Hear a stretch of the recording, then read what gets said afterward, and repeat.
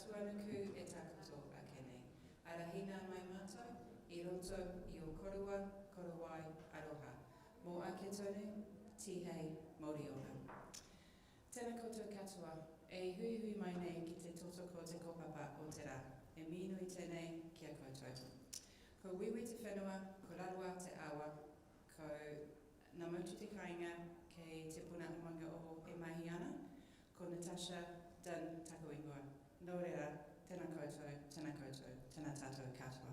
So welcome everyone, thanks for being here with us today. My name is Natasha Dunn and I work for Untitled Taranaki. I work in the enterprise team. So tonight is the launch of PowerUp for Impact Enterprises program, which has been designed and delivered in partnership with StartUp Taranaki and funded by NPDC and TOY. So the program is the latest addition to PowerUp, which you might have heard of, which was first launched by Venture Taranaki in 2020, to help build smart, connected communities, enterprises, and really powering up the entrepreneurship and innovation ecosystem in Taranaki. So just before I hand over to Zara from StartUp Taranaki, just a little bit of housekeeping. So in case of emergency, you've got exit here, meet outside. I think you've all probably found the toilets. If not, it's on your right as you come out. Make sure you've signed in terms of QR scanning. Obviously, really important for us to be able to have registrations and a list of attendees. And as you know, the venue operates under alert level 2 restrictions, so you must be seated to consume food and drink. So welcome to get a drink from the bar, but please come back and sit down to drink it. And social distancing, as you can see the tables, we've tried to do to try and work around it, so please just be aware of that. And mask wearing is not compulsory, but it's encouraged. So that's the sort of that bit out of the way. So over to you, Zara. Thank you so much. I'm genuinely so warmed by the fact that you've all come out, especially during such an uncertain time. COVID has, I think, rattled all of us for a long time now, and so I commend you for coming out to an in-person event. Well done. We're also streaming on Facebook, which is fantastic. And as Natasha said, this is a partnership between StartUp Taranaki. You've got the rest of my team here. We've got Graham and Dan. We'll be guiding you through this evening. My name is Zara Lok, and really I've been invited to, I guess, facilitate tonight because of my background. Primarily, my background was in youth and community work in the UK. I was born in Germany, raised in England, fell in love with a Kiwi, and my working life has really revolved around social change. And so that, I guess, purpose and values has really led me towards many roles, but all with this theme of social change. More recently, that has become baked into enterprise. How do we do business with a sense of real purpose and clarity? And so I'm genuinely excited to explore this theme of impact enterprise with all of you. And tonight is not just a flash in the pan. PowerUp for Impact Enterprises is the start of a journey. We'll share at the end some of the masterclasses that are coming up in the next few months, and we're really, really encouraged by the amount of sign-ups that we've had already, and we would love to continue that journey with you. I'd love to give you a little bit of space and time just to introduce yourself to the people around you, if you haven't already. Just a couple of minutes. What is it that's brought you tonight? What was it that piqued your interest about tonight's topic? And obviously your name and anything else interesting that you want to share. And then we'll kick into the front end of our evening, which will just cover off what is impact enterprise, what are some of the common impact models that we see, and how does that all relate to you? We'll do a bit on that. We'll get a bit dynamic as much as we can within COVID protocols. I love that there's a baby here. I love that. Thank you so much. That brings me so much joy. And his noise and babbling is absolutely welcome. And then we'll shift into sharing a little bit about PowerUp for Impact Enterprises, what that journey looks like, and how you can be on that journey with us. Does that sound good? Cool. So turn to the people next to you, share a little bit about who you are and what piqued your interest about tonight's topic. Awesome. Just a couple of minutes, then we'll crack into things.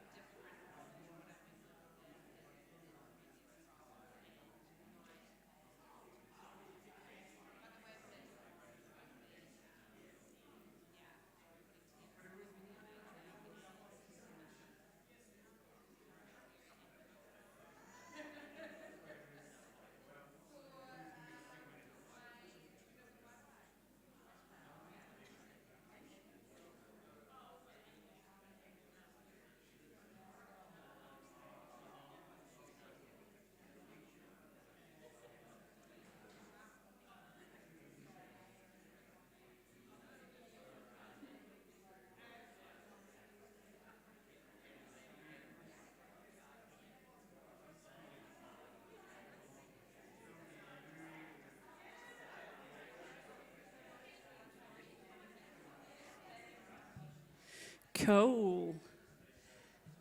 I need my little shaker or something, don't I? Let's bring it back in, team. Thank you so much for coming again. Hopefully there'll be plenty of opportunities to connect with those around you. And like I say, this is the start of a journey, and we really hope to create a culture of peer learning within this space. I just want to say no question is too stupid tonight. This is not a fully formed, you need to know who you are, what your purpose is, what your business does. This is absolutely a soft pass into this space. And a lot of people have questions around, well, am I an impact enterprise? All of those things are welcome here, all of those thoughts. So do feel free to stick your mitten up at any point throughout the evening, and I will do my best to hold those questions and create a space where we can learn from one another. Awesome. So, some bigwig once said, profit with purpose is set to become the new norm. It is a really exciting time economically. We need to diversify as a region, but also globally. You know, you'll be very, very familiar with terms like conscious consumerism and the trend in buying power being related to wanting to purchase products that serve a greater purpose than just profit. It is a really, really exciting time to explore this topic. But let's just ground ourselves in some shared vocabulary. What do we mean by impact in this context, in this world where we're exploring impact and business? Just take a couple of minutes again with those that are around you to think about, what do we mean by that term impact? I'll give you a couple of minutes and then I'll invite you back in.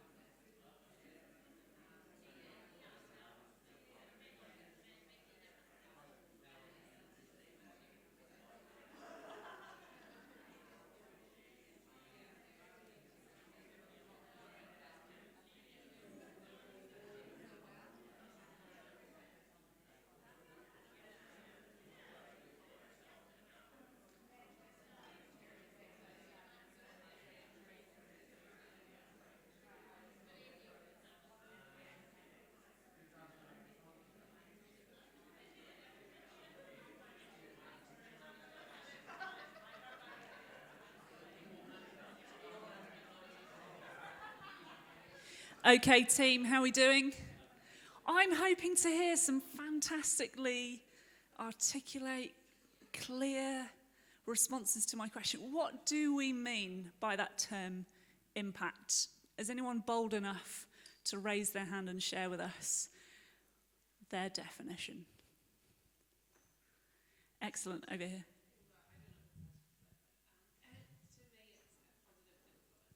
A positive influence, fantastic. Anything else to add to that? Michelle? Making a positive difference? And other than financial? A significant difference. Rock and roll, getting bold now. This is great. Any other thoughts to add? A change in behaviour? Yes. I'm seeing some nods. Cool. I'll share with you just a really plain and simple one, which is impact in this context is positive social, cultural, or environmental change. Positive social, cultural, or environmental change. So obviously when we're thinking about impact outside of this space, impact can be positive or negative.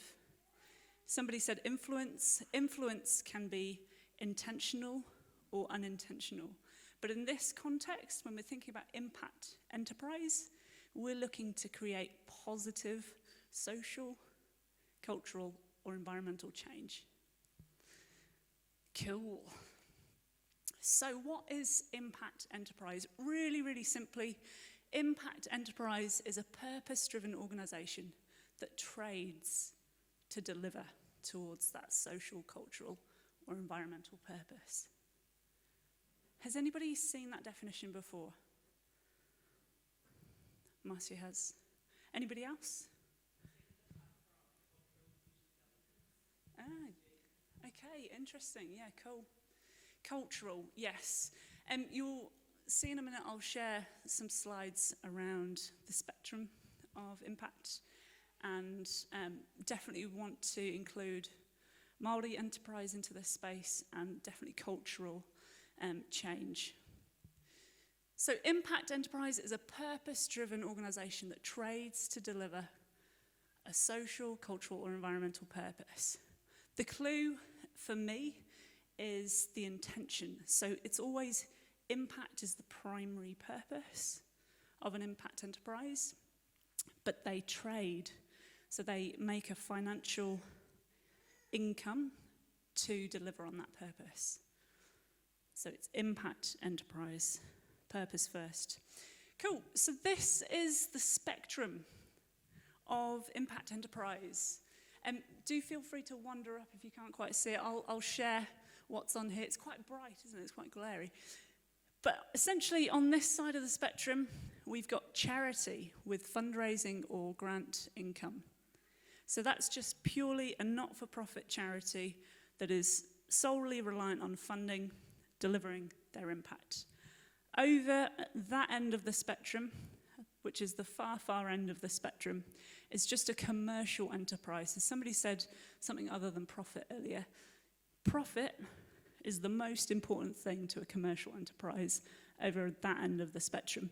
We're talking about impact enterprise tonight, which is everything that sort of sits in that middle space. So I will read it out just because I can see there's a little bit of wincing going on. So moving towards more of an impact enterprise space from the charity end, we've got a charity that has on-mission income. So that may be a charity that has some contracts in place that align with their purpose. Moving into that middle space, a community enterprise, so there's a clear purpose there. Moving along the spectrum, social purpose business. Moving further along that way, socially responsible business. And then, again, just that commercial enterprise. So sort of everything in between is either an impact enterprise or a business that does good. Is anybody familiar with any of the terms that are sitting up there? So businesses that do good, social purpose business, community enterprise. I said multi-enterprise earlier. You can see there's a lot of terminology that comes with this space, but essentially, we just kind of want to give it that broad banner, impact enterprise, and not get caught up on terminology necessarily. A really successful impact enterprise has two good things in place, and that is a really clear business model and a really clear impact model. If you've got both of those things in place, you've got an opportunity to create sustainable impact.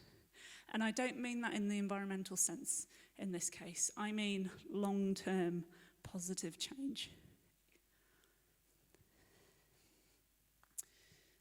So again, just saying the same thing over but slightly differently. A business model should always enable the impact model. So if we're thinking about impact enterprise being an organisation where their purpose is primary, they have to create a business model or a financial model that serves that purpose. And it's sort of this circular thing. Some of the key characteristics that help us define whether something's an impact enterprise. And again, I just kind of want to highlight, there's actually no set definition in New Zealand, which is really interesting. In many other countries, the government has stepped up and said, okay, this is an impact enterprise, these are the characteristics. But in New Zealand, we don't have that, which I think is both a blessing and a curse. You know, when it comes to structuring legally, there can be some headaches around how should we structure our business.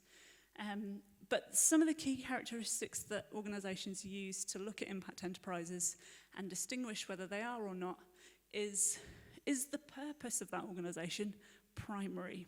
So is the impact that they want to make the primary purpose that organisation exists?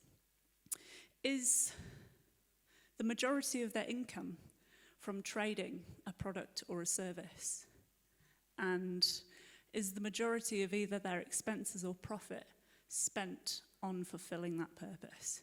So I think those are some helpful questions to be asking ourselves around, am I an impact enterprise? Do I have those key characteristics in place? And if not, let's explore. Again, just chatting to the people next to you, what out of what's been shared so far really resonates and feels familiar and aligned? And what do you maybe have some questions around? Just a couple of minutes on that one.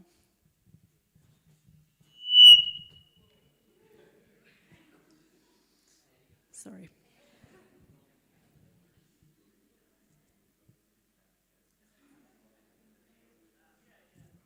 If you want me to jump back to a particular slide, just let me know and I'm happy to do that.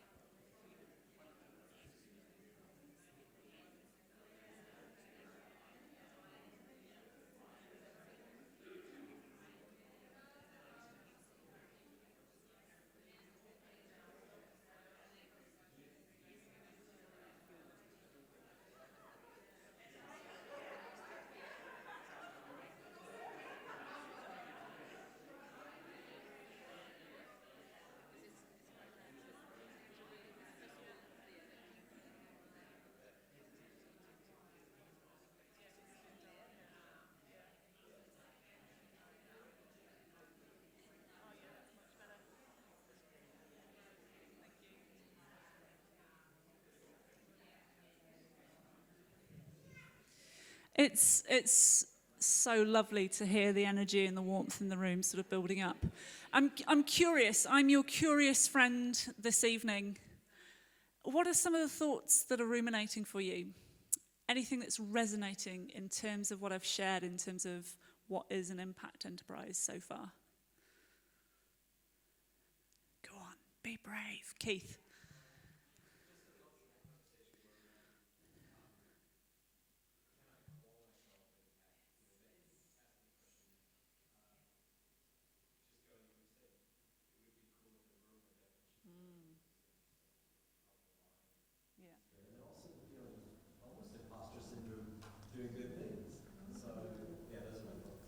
Yeah, interesting. And the pressure that comes with as soon as you say, I'm a business that's doing good or making positive impact.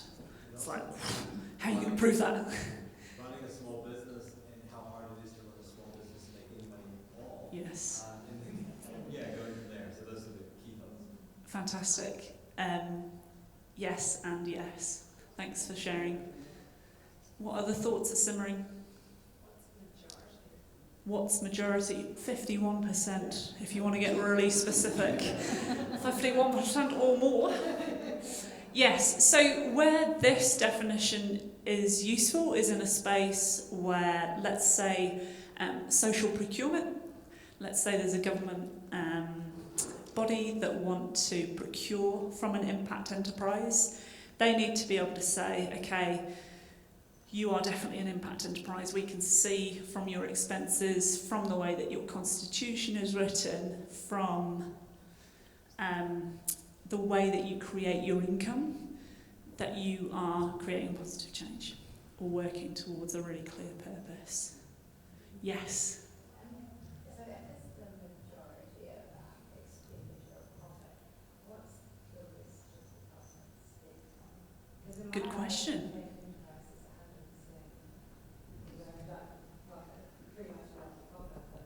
Well, it's expenditure or profit, which is interesting, isn't it? So if your expenses, say, are you employ people with disabilities and all your money goes to wages, that's a demonstration that you're working towards your purpose.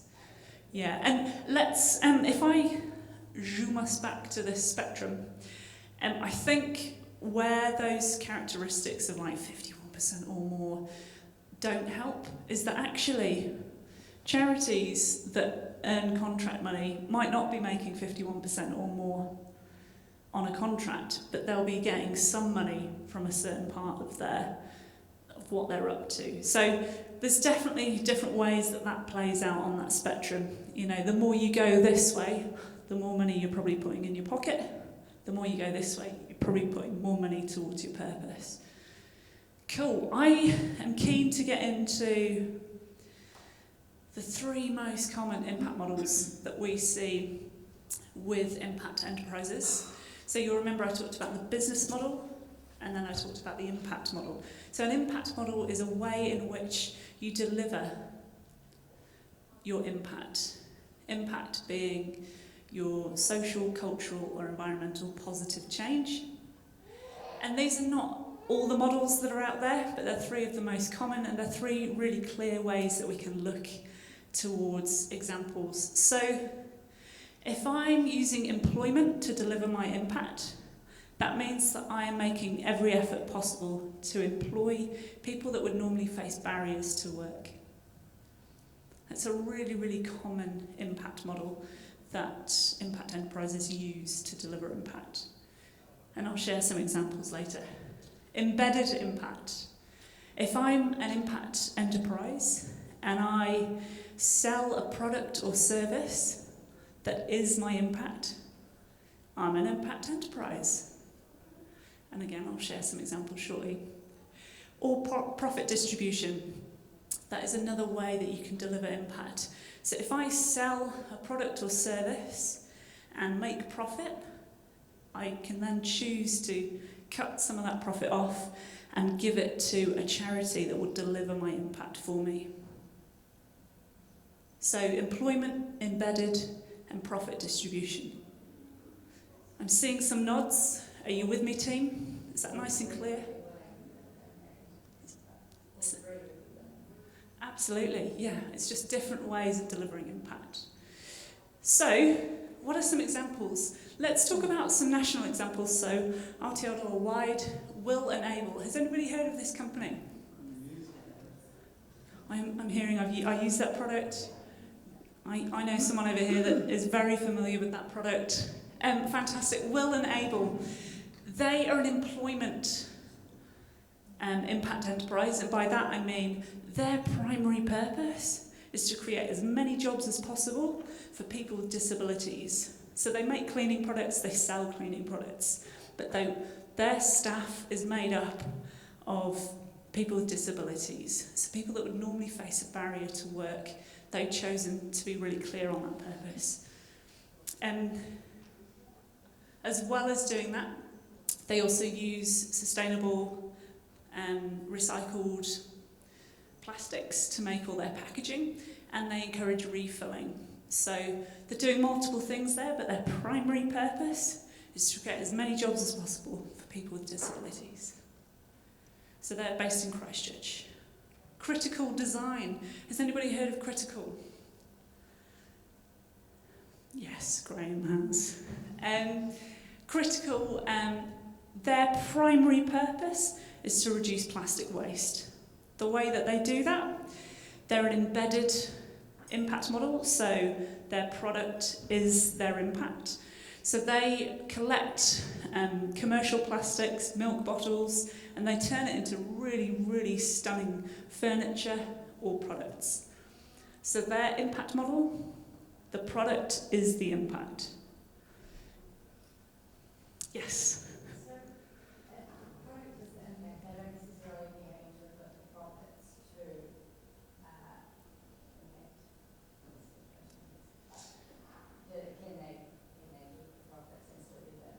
Totally, yeah. Let's not feel any shame about this. Like, we all got to make a living, right?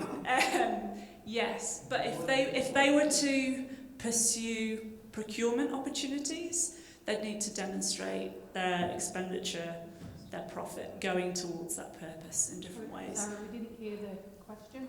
The question? Yeah. I'll hand the mic over.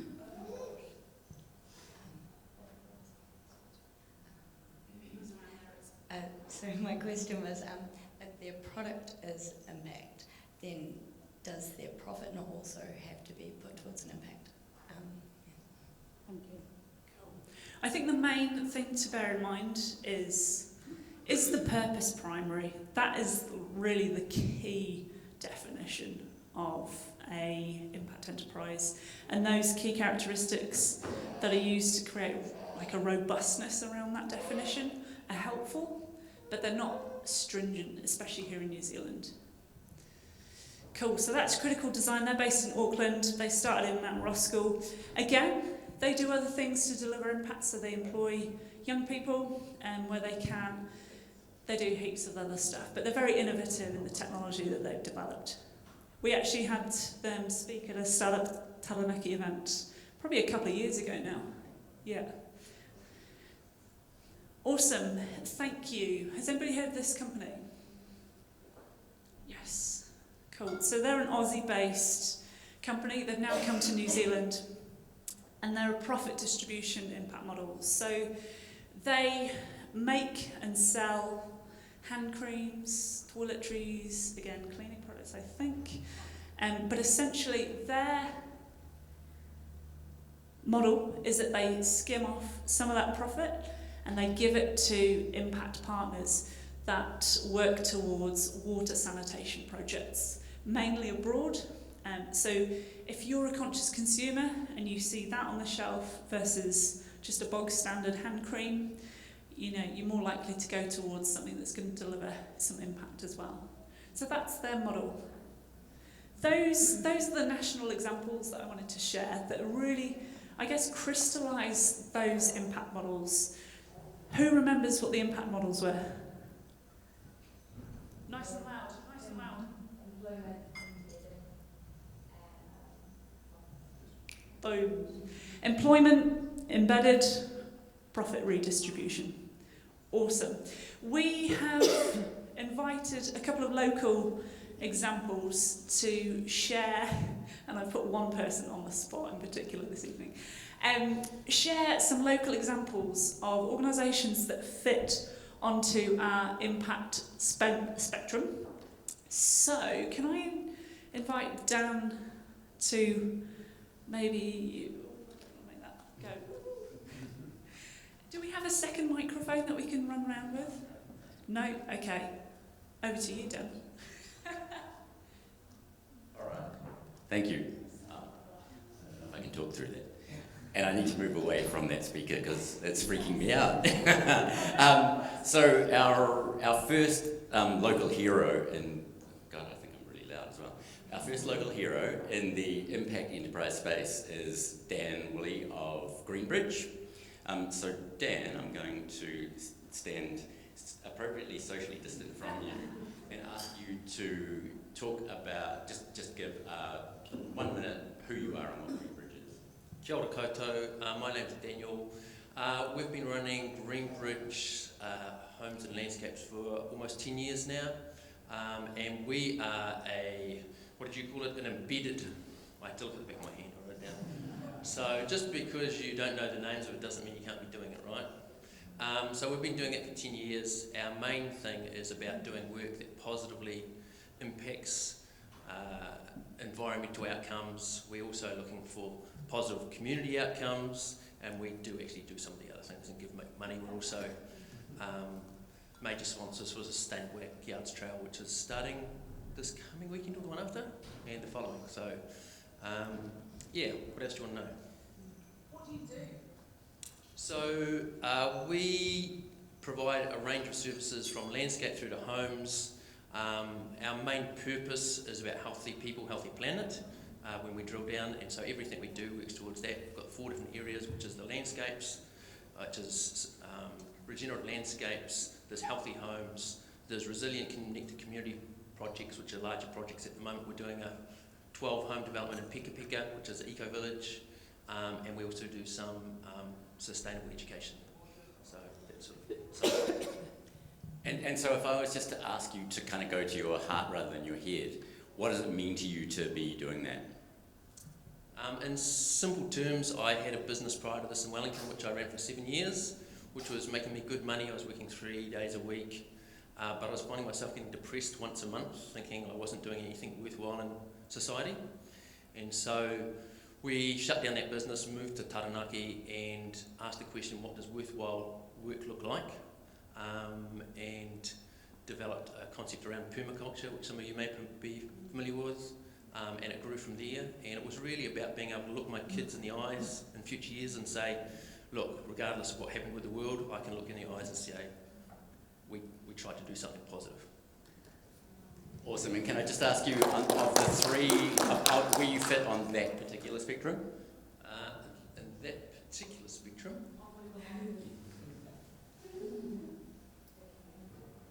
so it would be social purpose business, I suppose. Yeah, community. Yeah, no, I think that the definitions are only so useful, right? Can we have a round of applause for Dan Willey Greenbridge? Thank you very much for being here. And so later on you'll all have an opportunity to have a chat with Dan, so we'll present that opportunity when it arises. I'm going to awkwardly put my mask back on. Right across the room. And introduce you to Marcia Miller, who's here with 2 hats on. From an impact enterprise perspective, Marcia was the chair of Tūtaki, which is a youth social enterprise in Stratford. Marcia is, we're actually very fortunate to have Marcia in the room because she's also the what of the Wheelhouse? The manager. Of the Wheelhouse. So if you don't know the Wheelhouse, everyone in this room probably does need to know it, but I'll just ask Marcia to give us a quick intro, firstly just on Tūtaki and what it does and where it fits on the spectrum. Cool. Good evening. So Tūtaki Youth Incorporated, to give it its full name, We're a not-for-profit organisation and a registered charity operating in central Taranaki. Our vision or our purpose is to inspire people to be their best version of themselves, and we do that by providing social work service. We've got 4 social workers and a youth development team, primarily working with children and families in the locality, but specifically partnering with New Zealand Police to help with the reduction of the impact of family violence. And on the other side of our business, we've got the Lions Den Gym and Fitness as well, which is our social enterprise arm. So very quickly for people, what's the nature of Lions Den as a social enterprise? So the Lions Den is an incredibly successful, I'm very proud to say, commercial gym. Operates as a commercial gym in Stratford. It's the largest in central Taranaki. We've just tipped over 400 members who continue to pay their membership through lockdown. So yeah, it's a fully operational gym, and we've got a couple of fantastic personal trainers in there as well. And the profit from that organisation subsidises the wages of our social workers. And I think in the latest annual report, that was 37% of our overall costs were met from the income from the gym. So, and the plan is that eventually it'll be 51%. We want to tip it over, that you're generating your own income. But on that plus side as well is that now the gym is actually delivering on some of the social outcomes as well, not just delivering a profit for that as well. And I do just want to take the opportunity, Marcia was sharing with me before about like, if you are here thinking that you have to be all bleeding hard and not make any money out of your social enterprise, or that that it's just it's a great thing to do, but not necessarily a really viable way to approach business. Marcy was telling me about the effects they saw over COVID around membership. So would you just retell that story? Because this shows the way consumers view businesses that are quite transparent about the good that they're trying to do. Just prior to the first lockdown, and hopefully we hoped that would be the last, but just prior to the first lockdown, as a governance committee, we'd made a conscious decision that we needed to encourage more people to become aware of the social good that the gym membership was doing. So we'd had a couple of months of actually saying, you're coming in here and working hard so that our other staff team can work hard to support others. So during lockdown we had around a $250 membership.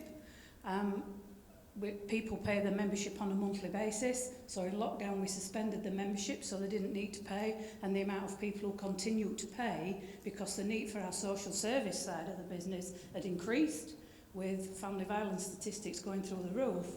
So people saw that what they were doing, they weren't coming to the gym, but they could still do a good thing by continuing the membership. Membership's just topped over 400, so that's gone through the roof in the last year. So, people don't cancel the membership when they stop coming to the gym. Because if they're not coming to give themselves some good, it's a good conscious thing. But actually, as of all the gyms locally, we have got the highest level of attendance from our members as well. So, yeah. Awesome. And so can you just tell us which of those the Tutaki operation fits into? The Lions Den Gym is primarily a profit distribution, but we're also erring on embedded as well, because some of the social impact programs are embedded in the gym delivery, but primarily profit distribution. It's never clear cut. Yeah, and it's not clear cut for me either, because I suspect that a gym is delivering quite an outstanding social impact just in terms of health and well-being. So, for me, I take that into account as well. But as Zara said, it's not in Aotearoa, it's not so straightforward what constitutes a social enterprise. And lastly, Zara, do you mind just putting up the spectrum one? Because I just think it's useful for everyone to understand as well where you fit in here. Yeah, need longer arms. I would probably say between the pink and white two circles, but possibly moving a little bit more to community enterprise. And to be honest, as far as TUTAC is concerned, we'll fit into whatever model which furthers our cause, and wherever it fits at that particular time.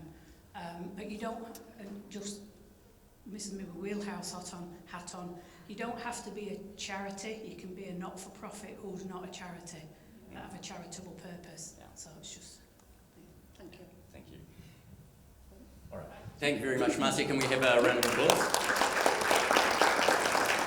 And I think also something to take out of this this whole experience is, when we look at Greenbridge, it offers a range of services within the context of a kind of somewhat traditional service, professional services business.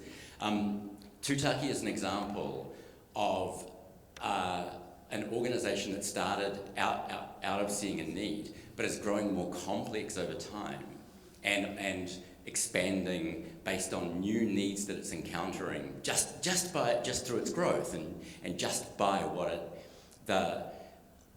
the way that it's engaging with its community. It's discovering new services that it can offer viably, and organically on top of what it started out doing. So again, you don't need to think that your business has to be really simple and clear cut, or that it can't organically grow into something that's potentially very, very large or very scalable.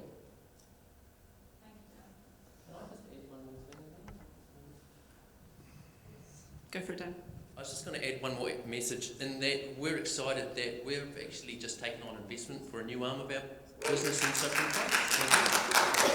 So we've just raised $275,000 to drive the pre-designed homes section of what we're doing, which is really just about making green homes accessible and affordable to more Kiwis. And to do that, I'd spent 90 grand of our own money, which we sort of ran out of, and then had to seek investment. So that's really exciting to see that was made possible largely because the people that supported us could see both the business case and the impact, right? And so we had a past client that invested $50,000. I had a business mentor that invested $75,000, and we had a bank that said, "We'll give you 150 grand at 3% for 7 years," which is a pretty big deal. So That's incredible. Yeah, I love that. Thank you as well for clarifying that growth and that complexity can change. And we've also got Valerie Barraclough. Sorry, I've asked you 3 times and I feel a little bit bad about that. From Wise Better Homes. And we'd love also to hear a little bit about Wise and where you see yourself on the spectrum and the impact model that you're using. Thank you. So I literally was asked 2 seconds ago whether I want to do this, so I hope I make sense. So WISE is Waitara Initiative Supporting Employment. So it's not Wise Better Home, sorry. So as the name says, it focuses on giving people a way into employment. So the majority of people that get employment through WISE have what you call a blank CV. People who've been out of work for many years, and they're probably also really low in confidence and just won't, make it on the open market. So through WISE, there's an a pathway for different training opportunities, and one of the key ones is just getting people their driving license. Often people drive without a full license, and that is not great when you're trying to then get into a job, or just generally not a good idea, actually. But just one particular element of WISE is that we get funding to insulate people's homes. So that's the Better Homes or Kiwi Warmer Homes program, which WISE is best known for. So that's a key employment opportunity we can give to people. We can train them on how to insulate homes, and then people can contact WISE and apply for getting a house fully insulated for free or subsidized. And so a team comes in fully trained with a license that is properly signed off, and then they insulate people's homes. So that's just one side of the charity. There are lots of other initiatives, the Junction, the Whippet program, which is actually also to improve people's houses, but it's in collaboration with the local hospital, because we get referrals from for families who have very sick children because of the housing being so bad. So that's where insulation is just not going to cut it, to actually improve health outcomes for those families. So just to summarize a couple of other things. But I would say WISE is definitely a charity with being on mission. It's the main focus, that it's always just getting money to employ more people or to insulate more homes and ensure there are less children in hospital because of their housing. Thank you. I'll just probe you a little bit more.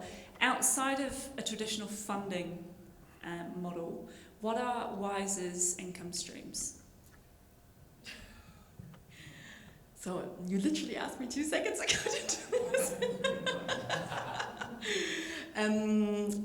So we have some commercial partners where we get cleaning jobs at major companies. So we train people, get their confidence up, all that sort of pathway program, and then they do cleaning jobs or maintenance jobs in property. So there's some commercial income, yes. I also, you can go to WISE and say, I'd love my home insulated, and just pay. So that's another income stream. So there, also the Junction, you can buy products there that have been recycled, etc. Thank you so much for sharing. I realise I've definitely thrown you under the bus. Let's give Valerie another round of applause.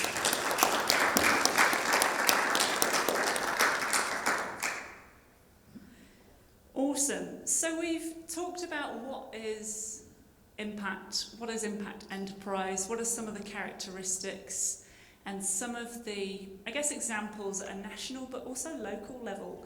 And as Dan sort of said, the complexity and what that can look like, depending on that organisation's purpose and their business model. What we want to move into now, and I'll hand back over to Dan, is actually a little bit of reflection on where you're at. Potentially you've come along today because you've got an idea, or you're operating as a business already, and we would love to help create some space for you to explore where you're at.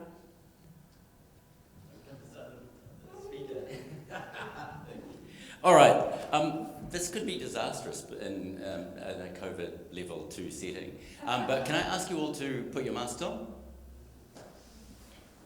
I don't know if this is going to work. This could be a failure. Graham, Dan and I were just talking before about our public speaking failures. This could go down in history. All right, can I ask you all to stand up and put your arms out like that? And because space is at a premium, our team doesn't need to do this, including you, Dan and Marcia. Would you all go and find a space on the perimeter where you're not touching anyone else? If you keep your arms out, you'll probably stay social distanced as well. Looking good. Right, you put your left foot in. That's a really bad joke, just to make you all feel less self-conscious. All right. I actually need my questions here. So what we're going to do here, I'm going to ask you some self-identification questions. And you will judge for yourself what your answer is, and I'll give you some directions about what to do based on your answer. So, we're going to start off with, this will be a good one actually. I have to read this one because I can't even pronounce one of the names in it. If you could trade places for a day, would you be Jeff Bezos of Amazon or Yvon Chouinard of Patagonia? Right, so that's the question. Would you be, you can trade places for one day. These guys are millionaires. It's not about how financially oriented you are, necessarily. Jeff Bezos or Yvon Chouinard of Patagonia. If you would... no cheating. Right, so if you would be Yvon Chouinard of Patagonia, take 2 kind of smallish steps forward. I have If you don't know or would be Jeff Bezos, stay where you are. So anyone who would be the Patagonia guy, take 2 steps forward. Can everyone else go back to the wall, just so we can, so I can be super clear, because I did say 2 small steps because we're spaced at a premium. Okay, so everyone has taken a step. Now, all right, so I'll let you know because I think this matters for your answer. Yvonne, apologies, Yvonne, I don't know how to say your name. Patagonia is a purpose-driven enterprise. It's really well known for, it does outdoor wear, kind of. Thank you. But like amazing environmental credentials, amazing social credentials, and super world famous outside of Aotearoa. And the reason I asked you to stay back against the wall, if you didn't know, is because anyone who does know who he is already kind of, I think, going to be at least a little bit curious about social enterprise. Doesn't mean anything either way from your answer, but just work with me here. All right, back to your school days. You've eaten your Marmite sandwich, and you've got a spare sandwich in your lunchbox. If you've got 2 options here, right? Over there is a hungry kid who didn't have enough lunch, and over here, I'm going to be really cheeky here. Over here is a kid with a cigarette, and you really want to smoke. Do you give the hungry kid? I hope this is socially appropriate, culturally appropriate. You might never see me again. Do you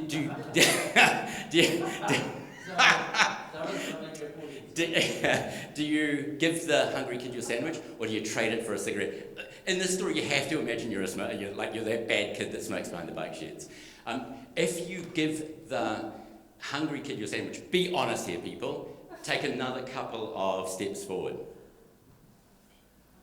So I'm watching you. All right. What age was I? Whoops. I think I've just lost my questions. 13. Shoot. Oh, which way am I going? Thank you. Don't know how to use it. Let's see.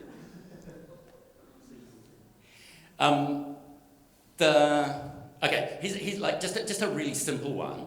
So I have this arrangement with my husband. I people and he things, because it's he's a really kind person, but he just doesn't. Hanging out with people is not his thing. So I do all of our peopling, and he does all of our thingsing.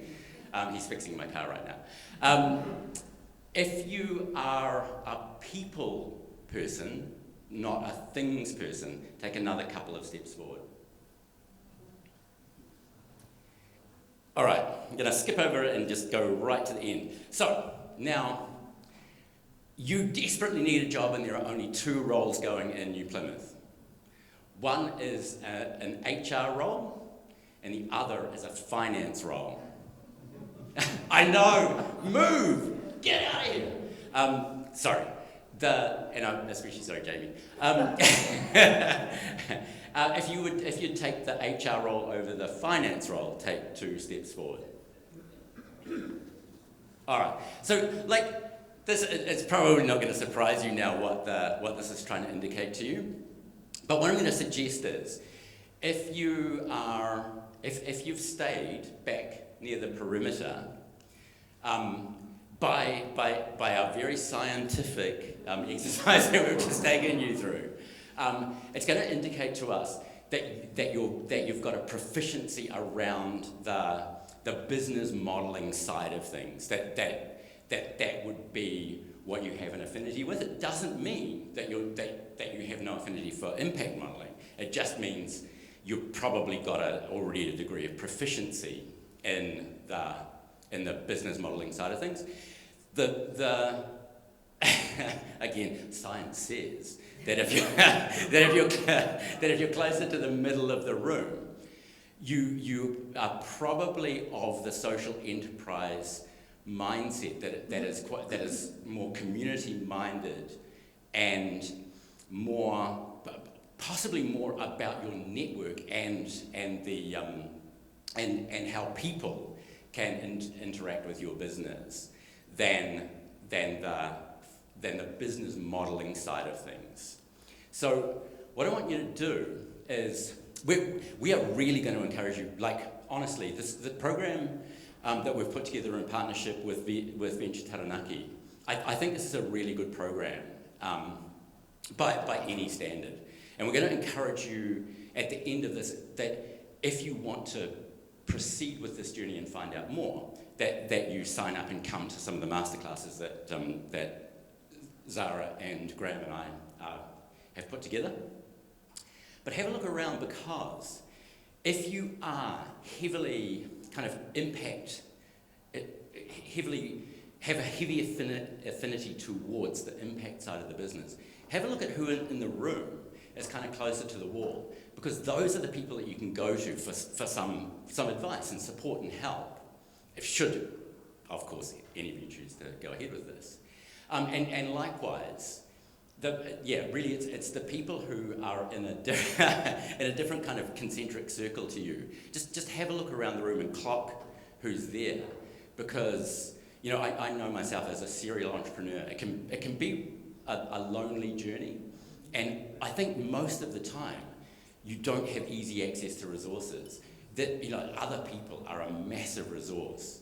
So just have a look around, clock who's there, and consider as we go forward, and if you take this journey on, who you might work to build some relationships with and some networks with, so that you can kind of collaborate. The dream work makes the team work.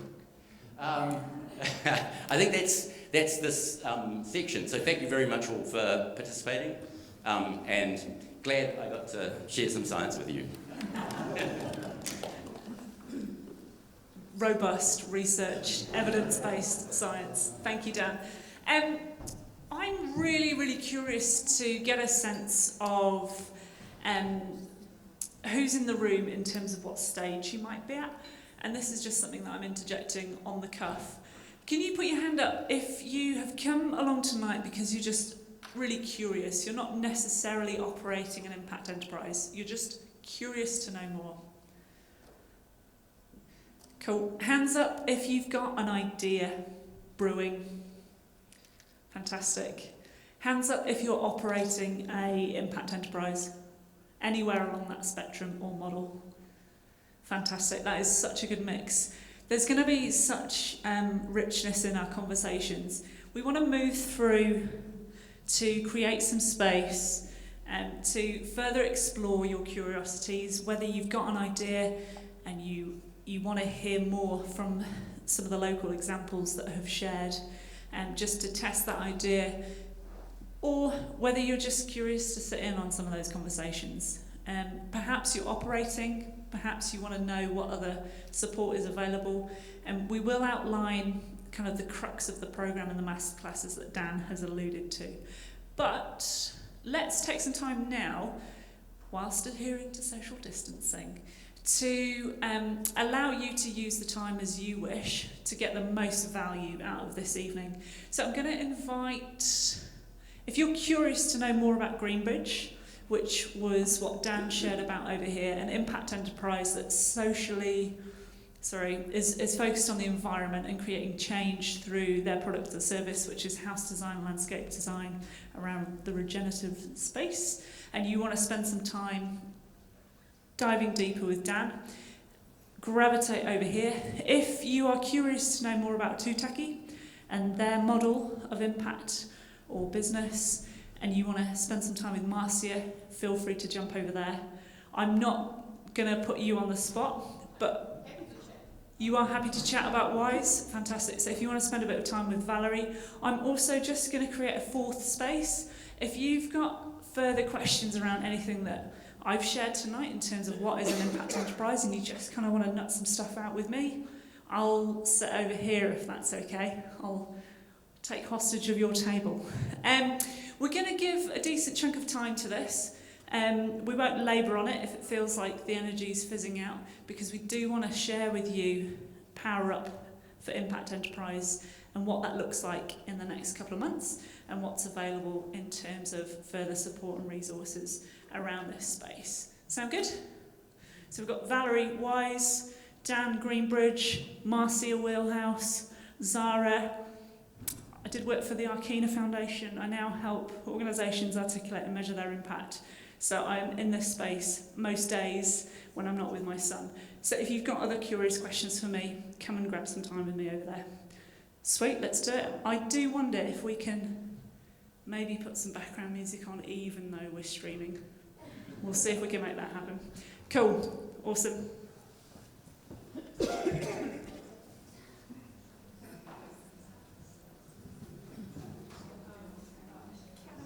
Hi, Rebecca. I'm heading straight for you. I didn't even know when I signed up for this whether I was in the right place or whether I ticked any boxes. But I'm really curious to know, I mean, obviously, Tutaki is based in Stratford. Do you know of much out in Waitara that's got a similar model? Just as a heads up, we'll just do 10 minutes on this, 10, 15 minutes, and then we'll go through some other stuff.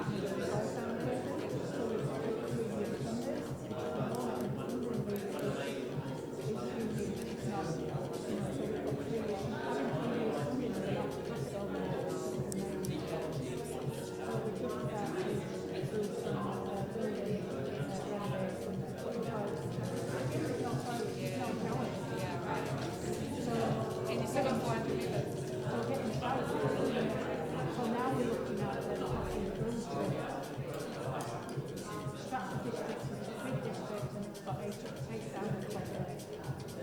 400 members have got good chocolate. So we need to get that through. So how can we expand our business?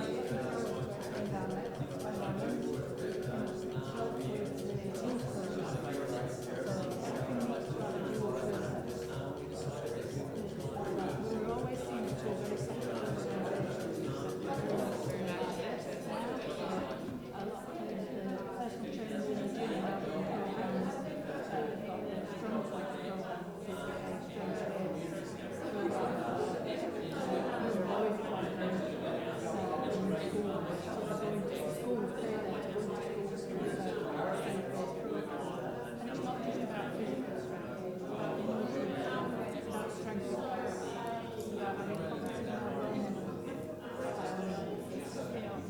it's about having confidence in our own it's about so everything we do has got to do with it. So a young child might engage in it because they want to be strong, and actually that's not the real reason we're engaging with them, it's because we want them to be strong. Not necessarily strong. So the misusing the key to the success of the field and the staff. So the team in the gym, they operate very differently to most organisations. So we're talking about very much about well-being. So staff aren't targeted on gym membership. They're targeted on that. So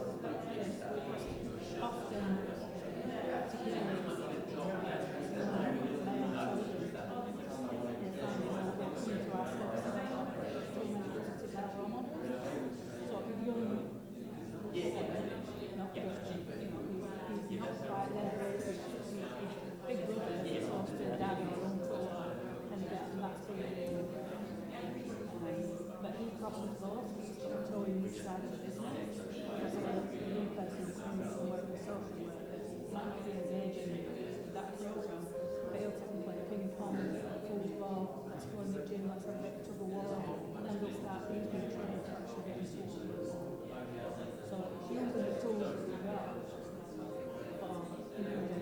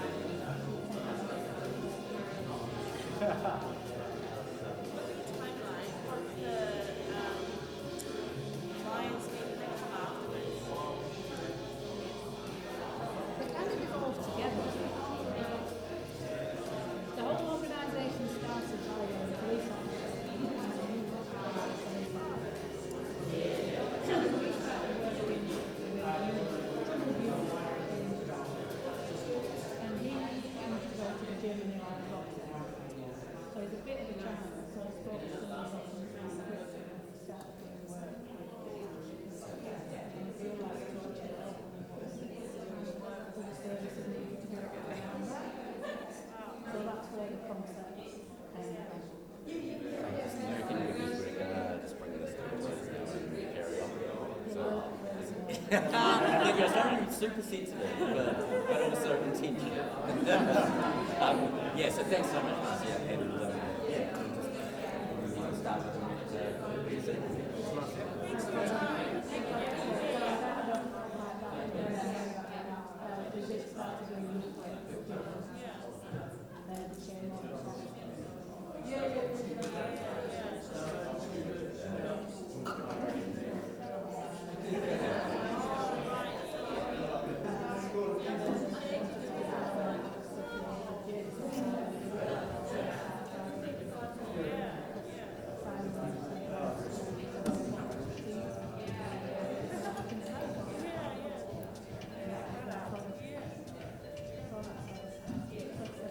Cool, thanks team. Hopefully there was some food for thought in those conversations, or some more questions that arised for you, or hopefully even some answers as well. Just wanted to share some of the challenges that we hear from impact enterprises all the time. And I heard them again just in our circle there. Impact management, aka how do you actually start to measure your impact, is a really challenging space for a lot of people. So how do you even approach that? Some of the other challenges, how do you actually come up with a solid or scalable business model? Choosing a legal structure that will support your future goals. These are directly lifted from a report that the Arkina Foundation did a couple of years ago now. The government invested $3 million into social enterprise, or as we're calling it now, impact enterprise, to understand the challenges and needs in the space. And these were some of the ones that came up. And these are actually some of the challenges that we want to address through the PowerUp Impact Enterprise Programme. I'm going to invite Graham just to jump up and tell us more about what's coming up for you and where you can see yourself attending some of these masterclasses. Cool. Thank you, Zara. So we've had a lot of fun, I guess, planning these workshops along with Venture Taranaki, and we feel we've created a really coherent journey for you all. And I'd just like to point out that this program is not only for operating enterprises, it's also for people who've got an idea, but it is important to have an idea to bring to the workshops that we've designed. It may not be the idea that you actually execute on, but it's just the way we've designed it. So Masterclass 1 is all around impact modelling.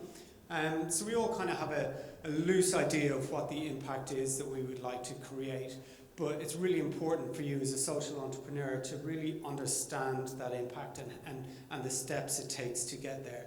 And it's not just impact someday in the future. We will be encouraging you to think about impact both in the short term, the medium term, and in the long term. And it's a really great exercise that we'll be taking you through, and it will really equip you with the skills that you can then go away and articulate your story and your impact modelling with. It'll also give you an opportunity to then measure that impact or to check back and make sure that the steps or the activity that you're doing is in fact having the intended impact that you were hoping to create. So that workshop is on the 25th of November. You will need to subscribe to that. And although it is a journey and it's like one of 4, you can dip in and out. So if one of them is more relevant than the others, feel free to just attend that program or that course or that masterclass, should I say. So Masterclass 2, so you recall Dan's exercise around where our strengths, are we more sort of interested or stronger in the impact side than the business side? This one here is for those who feel they need to upskill on that business side. So we know the impact that we want to create, but we want to ensure that you've got the skills and the understanding of your business that will give you the best chance of sustainability. So you may have already done something like a business lean canvas, but this is slightly different in that we'll be looking at the social lean canvas, which asks questions around your purpose and your impact, as well as those other things like what problem are you trying to solve, what's your solution look like, what's unique about your solution, what's strong about you and your team that's different to others, and what are your revenue models, all those really important questions to be able to answer.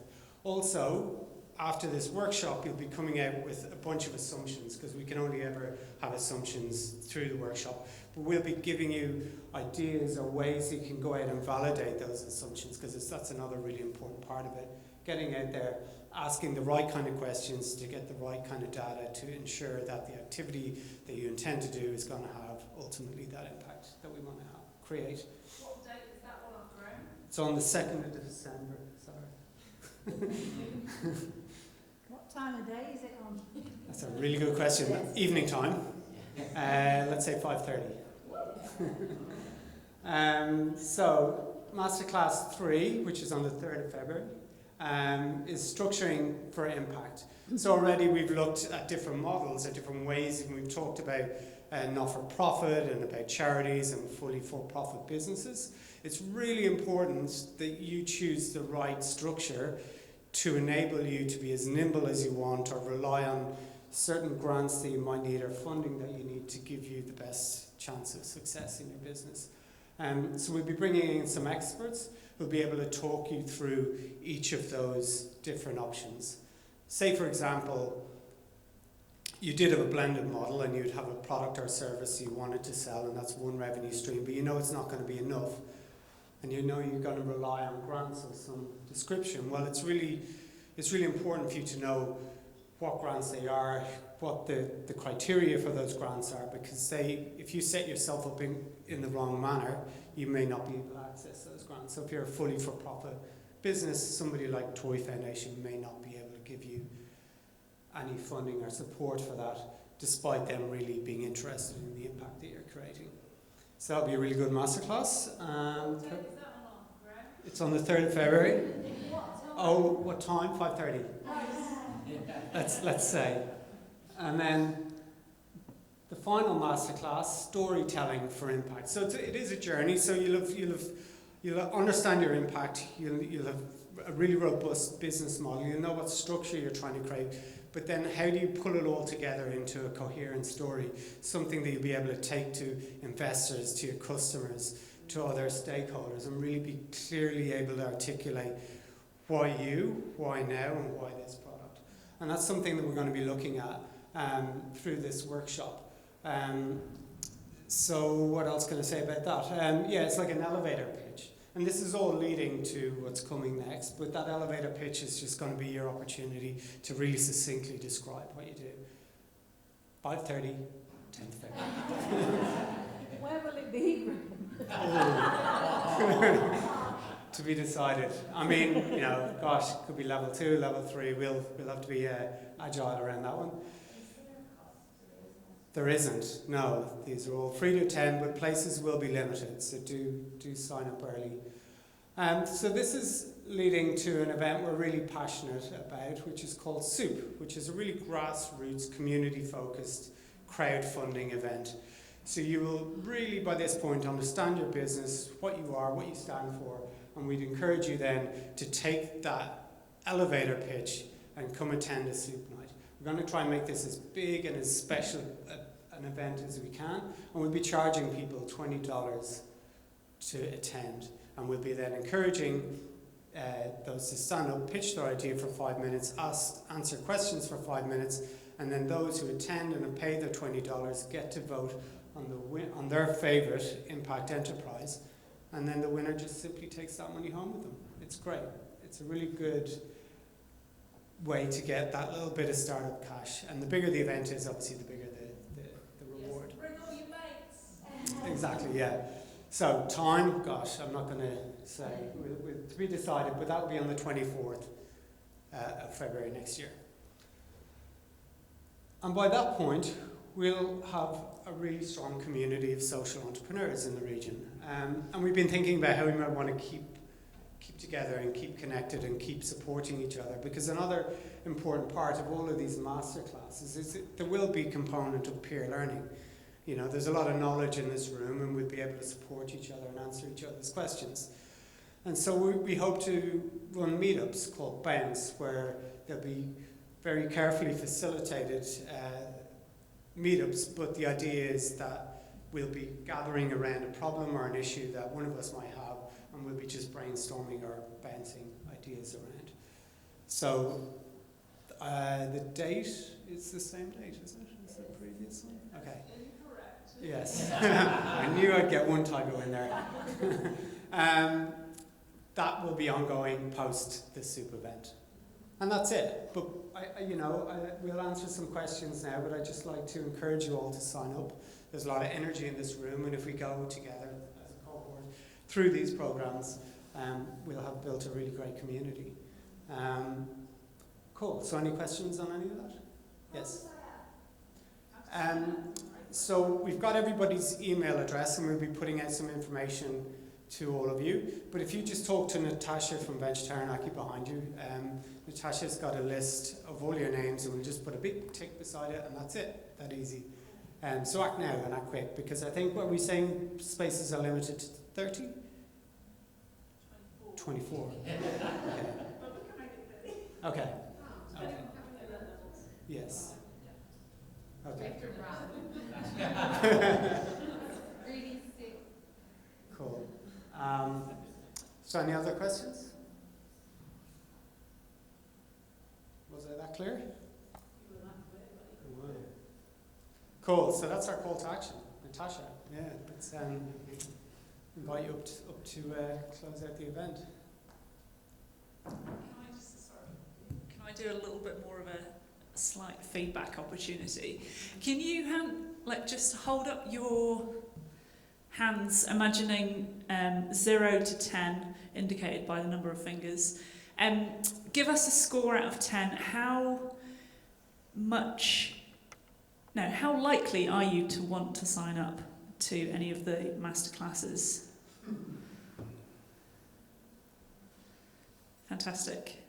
Cool. That just gives us a little bit of feedback on has tonight been effective for you. And we are really, really stoked about the programme that's on offer. Please do tell anybody that you feel that this may be relevant for now that you know a little bit more about what is on offer. And we really are genuinely excited to journey with you and to create a real sense of peer learning around this. I'm Zara from StartUp Taranaki. Thanks for having me. Thank you very much. Thanks everyone for being here tonight. Hope you've been inspired and found it useful and you're ready to sign up, as Sarah said. So we've got all your email addresses, so we'll be in touch with a recap also of the dates, the times, potentially the location, but yeah, all that, so that you can sign up and everything else. And there'll be a recording. This has been recorded live, so we can put a link as well if there's other things you thought, oh, I heard this person talk about this, I wouldn't mind just going back over it. So I just want to be a big thank you to the presenters, the facilitators, so if you could give a big round of applause to StartUp Taranaki and our speakers, Marcia and Dan, who's somewhere, maybe. So I just want to close with a karakia mutunga. So, unuhia, unuhia. Unuhia ki te uru tapu nui. Kia wātea, kia mama, te nākau, te tinana, te wairua, I te ara takatu. Ko ia rai rongo, whakairia, a ke kirunga. Kia wātea, aira, kua wātea, ho, pai mariri. Good night, thank you.